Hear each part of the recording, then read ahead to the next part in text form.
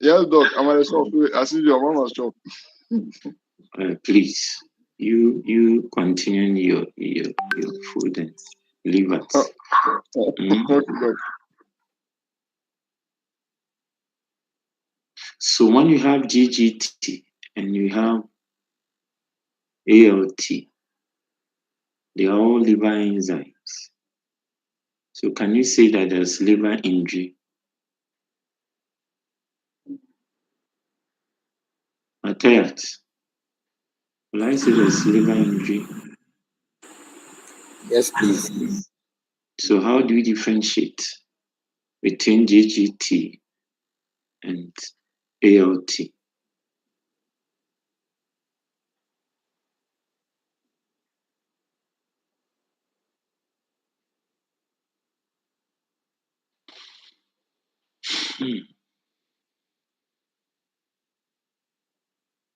So I think GGT is more alcohol related. So if you have high levels of the GGT, it may suggest an alcoholic liver injury. So my question was justify why a liver patient, that is a question, one of your professional exams question. Justify why there's low albumin and high GGT. That was the question. There was lab investigation showing low albumin and high ALT and other parameters. And the question was justify why we have low albumin, why we have high of this, low of this. So I'm just taking two of the parameters. Why? How do you justify the low albumin? Okay, so Okay, Doc. I'm listening. Okay, so please, one of the a liver patient will present with low albumin because one function of the liver is to synthesize plasma proteins, of which albumin is one of the plasma proteins. So if the patient comes with liver impairment, it means the liver is not that active to synthesize the plasma protein. So we'll see low level. You know, when I was asking this, you went back and checked your Oh, notes. Doc, please, no. I was asking you this for some time now. You couldn't tell me. Do you know the import of this question? The import of this question is just to know the functions of the liver. It came about, is it 2 years or so? This question, simple, justify why we have this, why there's elevation of this.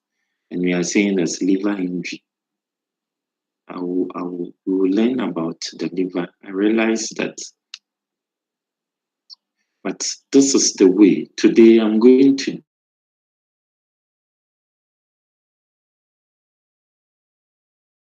I didn't touch on the photos, so I will do that. But Wednesday, I'm starting. Today it will be just this. Wednesday, I'm starting. And this is the way I'm going to do, such that I can cover a lot.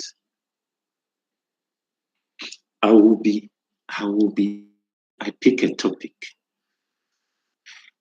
I will be treating the topic by using what? Questions. You get me? Yes, please. Do you understand what I'm saying? I'll be using now. If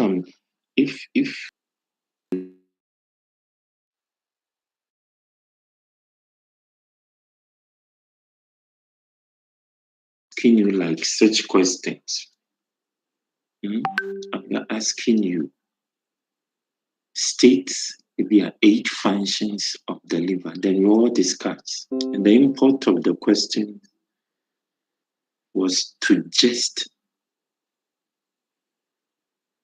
for you to tell us the functions of the liver. as you rightly said, action of plasma protein. So if you have in liver impairment, there will be low albumin because it's one of the plasma proteins. There will be low albumin because the liver cannot.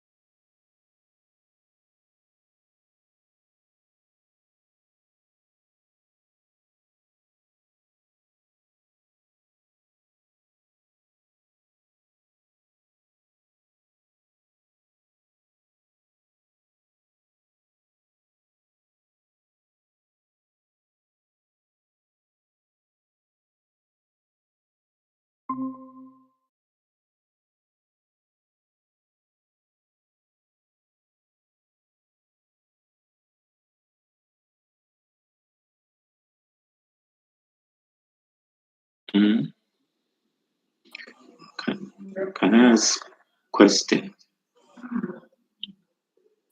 Yes, please, you can ask. I can ask. Okay, so tell me one limitation of regular insulin.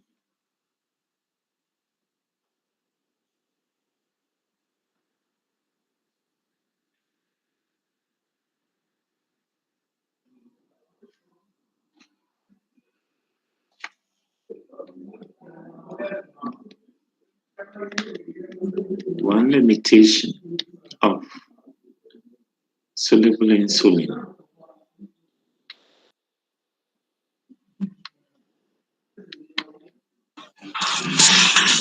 They cause unexpected hypoglycemia.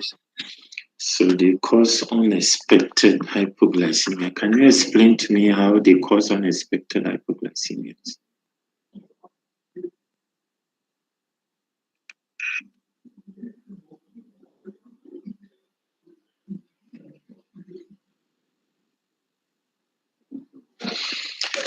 Okay, so let me quickly do. They cause unexpected hypoglycemia.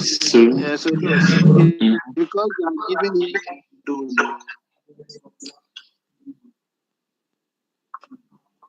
come again. Because they can be given in multiple doses. Mm-hmm.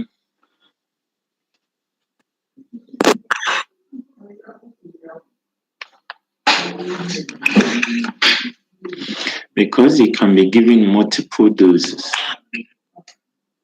So they can cause what? Unexpected hypoglycemia.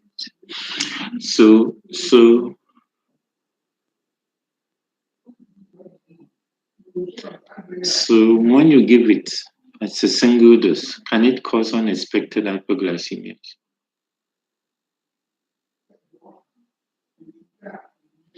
Kingsley, Yes.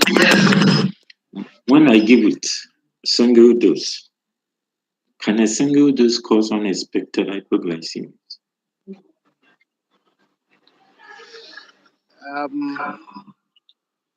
No, please. No. Who can help me?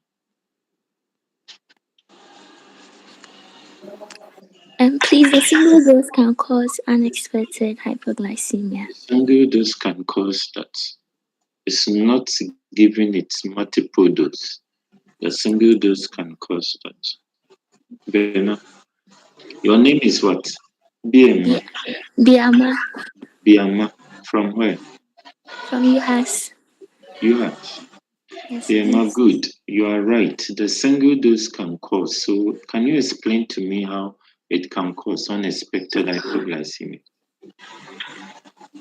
Okay, when soluble insulin is given via IM, it binds with zinc to form hexamers, and it makes. When it's given soluble, the ideal route is what?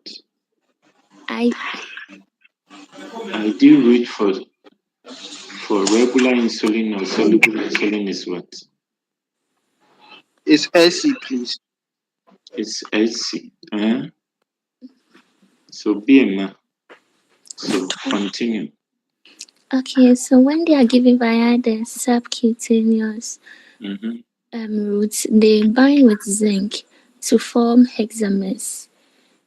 And this hexamers takes, it prolongs the action, it affects the release of the insulin into systemic circulation. So at a point where you may not expect that soluble insulin may be in your system, it might be released and it will cause the hypoglycemia. Bema, I like that, but you left salient points in this. You left who can add those salient points to it? Yeah, so the hexamers that they form are big hexamers. So one, they are big hexamers. And so they become very difficult to break from there. So dissociation becomes difficult. So Bema, listen. Don't just say they form hexamers.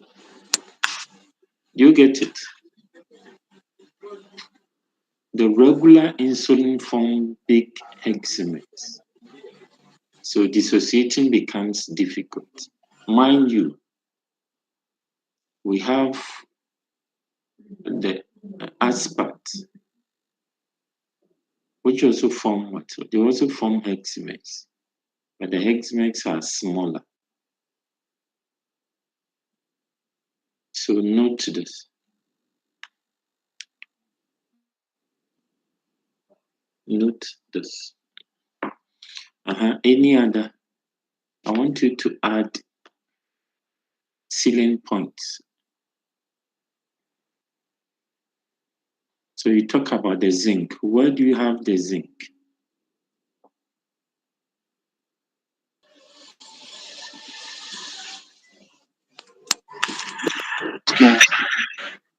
Where do you have the zinc?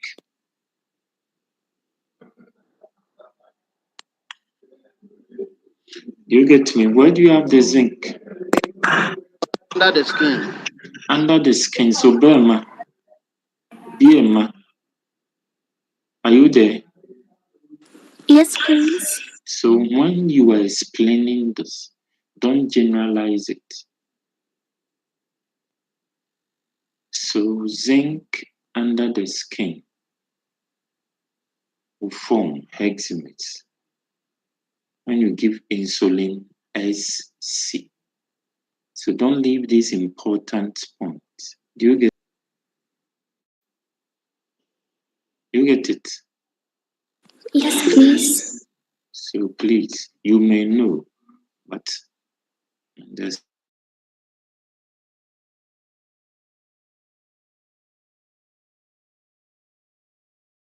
but we, in our answering of questions, we tend to generalize a lot. So please, when you are, because the scheme, we use a scheme, and I'll be touching on ceiling. I'll be looking at ceiling points, not about the general.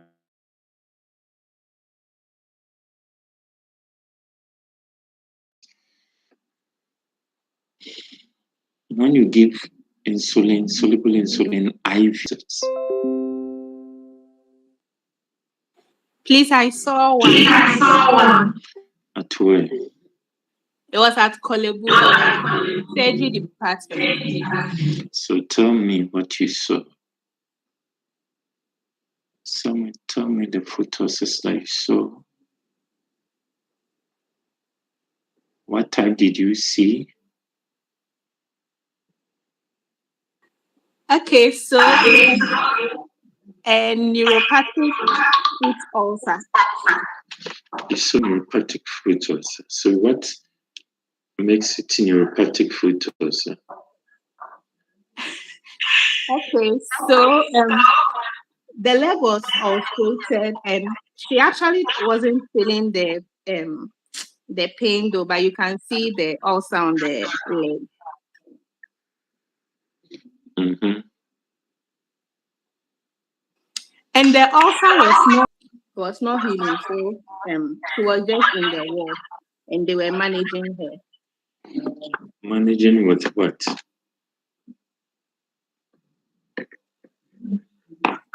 They were managing with antibiotics, and her blood glucose levels were high, so she was also on insulin.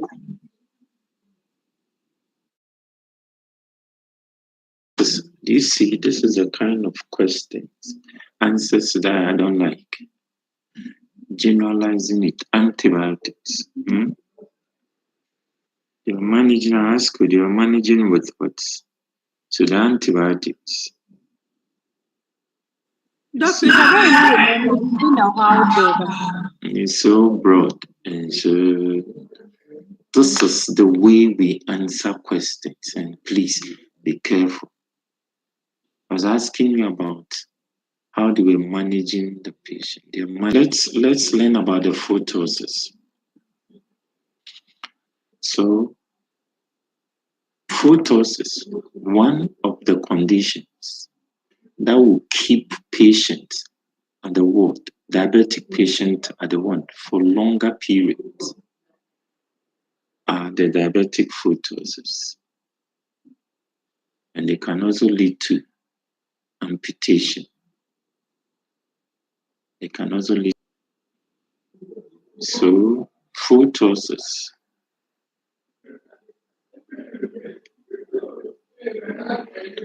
are one of the complications in diabetes.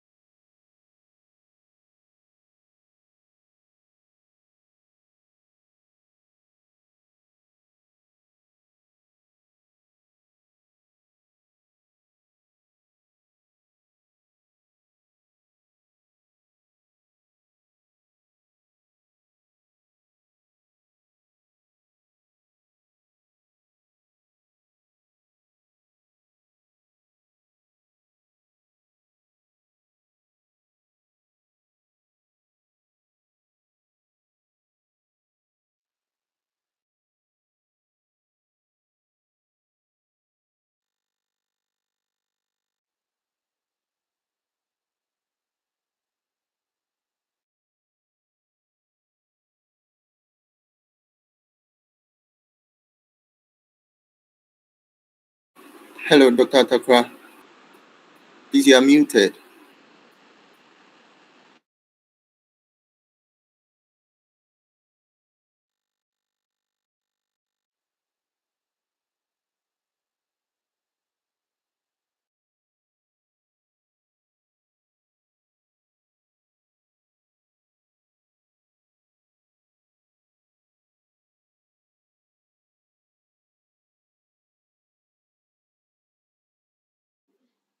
Hello?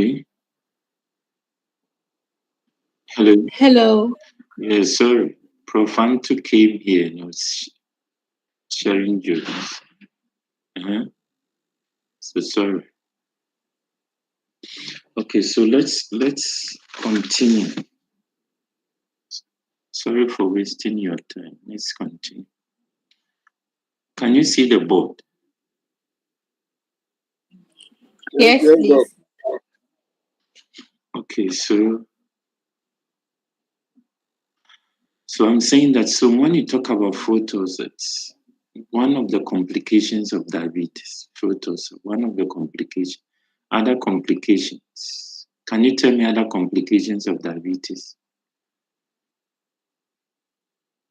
Can you tell me some of the complications?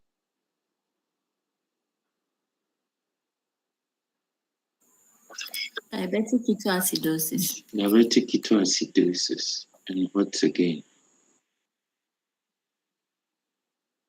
So when I ask you questions, be fast.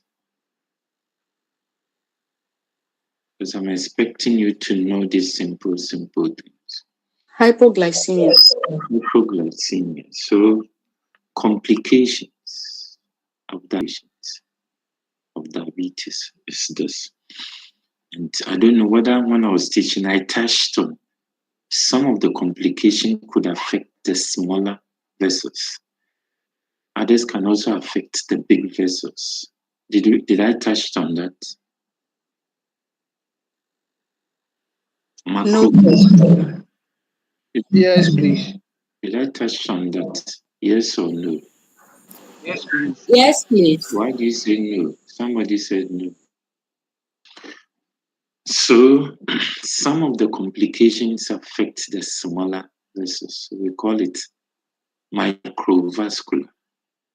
And the bigger vessels are called macrovascular complications.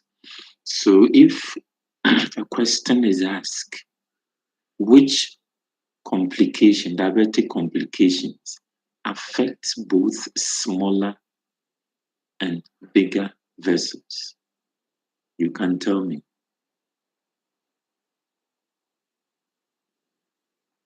Can you tell me one complication that can affect both, or that affects both smaller and bigger vessels? Diabetic foot. So diabetic foot, that's for diabetic foot ulcers. And under the diabetic foot ulcers, we have about 4 types of diabetic foot ulcers. We have about 4 types. So one is ischemic foot ulcers. Ischemic foot ulcers. Ischemic foot ulcers.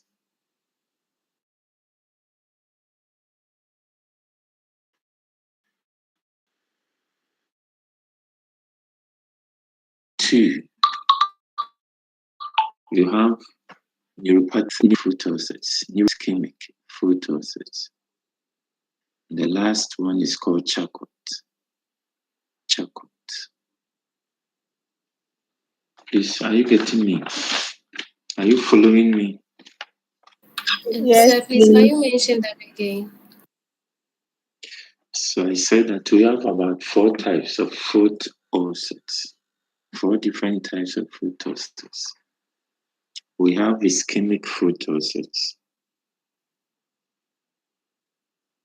Ischemic foot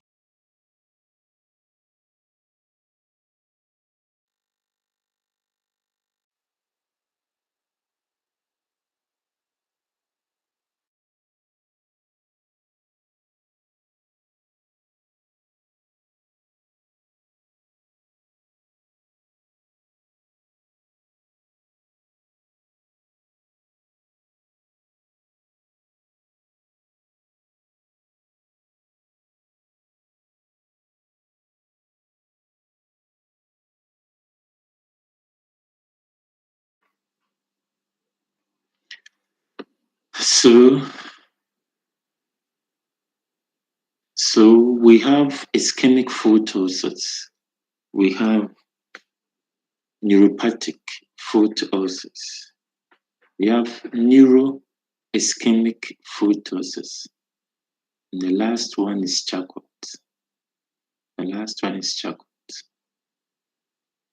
Do you get it?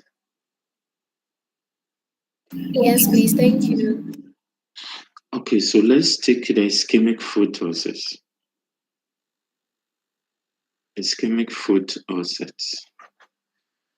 So when you talk about ischemia,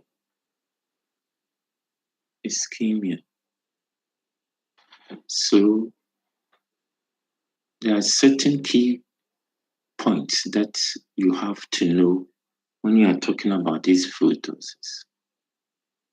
And this key point is that, one, ischemic photosis affect the stools. It affects the extremities. That is the first thing that you should know. Mostly, or 99% of photosis affect the extremities. That is the toes. And two, ischemic photosis will be as a result of peripheral vascular disease. It could be an occlusion, which is blocking flow of oxygenated blood to the extremities. Could be as a result of peripheral vascular disease, obstructing the flow of oxygenated blood to the extremities. And because of that,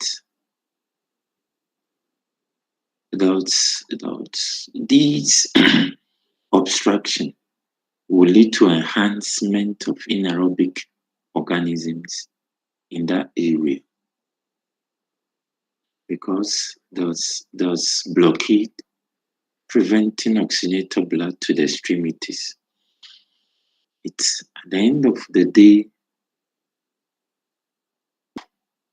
of the leg, or the color of the extremities will change to be black. All the cells over there will die with time, because they will not be getting nutrients, they will not be getting oxygen. So normally we seeing the color of the leg being changed to what? To black. That is four. So note this. There's ischemia as a result of this obstruction to the extremities. So that will lead to ischemia. This type of foot ulcers affect the extremities. And there's organisms involvement. Organisms that are implicated in ischemic condition, ischemic photosis, are, take note of this, are anaerobic organism, because we are talking about ischemia. Anaerobic organisms, and two, gram-positive organisms. So gram-positive organisms and anaerobic organisms are implicated in diabetic ischemic foot ulcer patients. Implicated in that. So, how do you manage this patient?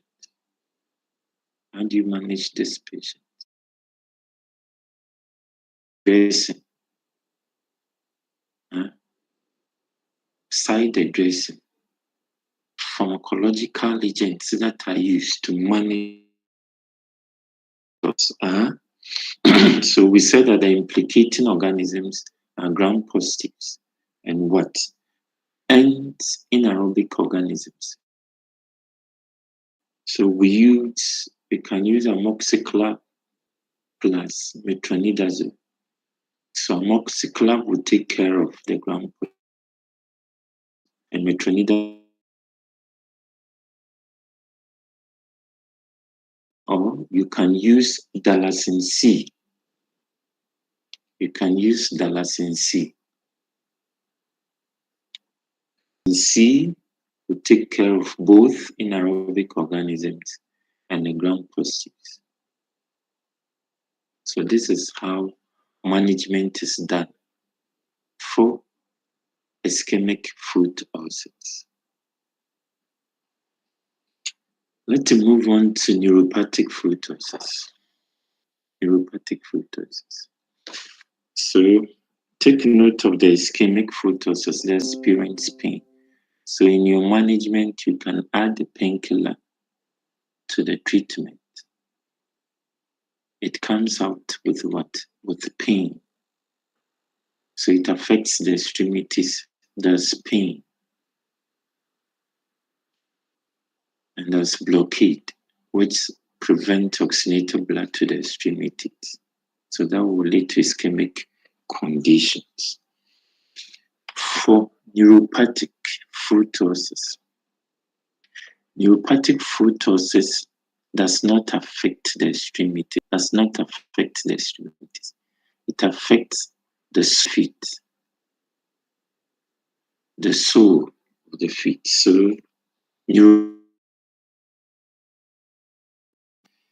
and and